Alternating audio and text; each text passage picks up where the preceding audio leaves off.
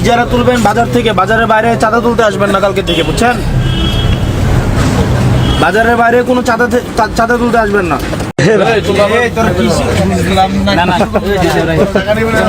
মিজান এমনি খাইলে হইতো না। মিজান মিজান ভাই তুমি যখন দাঁত খাইলে ভাই ভাই অনেক কষ্ট করছি এই ইলেকশনের জন্য, অনেক কষ্ট করছি।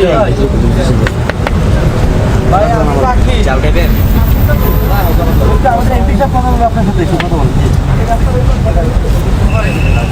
আসসালামু আলাইকুম ভাই।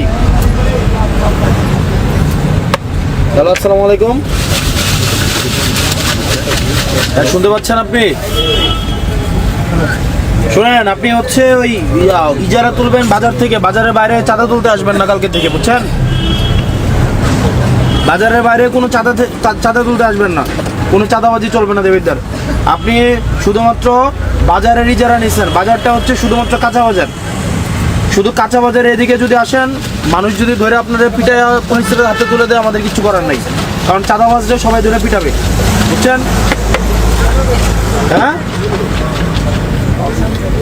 হ্যালো, আমি আপনারা কইতেছি কোনো টাকা আপনি বাজারের শুধুমাত্র ইজারা নিচ্ছেন, আপনি ফুটপাত আপনি কারে কইতো বাজারের লোককে আপনি চাঁদা তুলতে আসেন প্রত্যেকদিন, আবার বাজারের লোককে বলবেন কেন? চাঁদা তো আপনি উঠান, হ্যাঁ? আপনারা বলে আপনি চাঁদা উঠাইতে আসেন না, আপনার কে বলে আপনারে?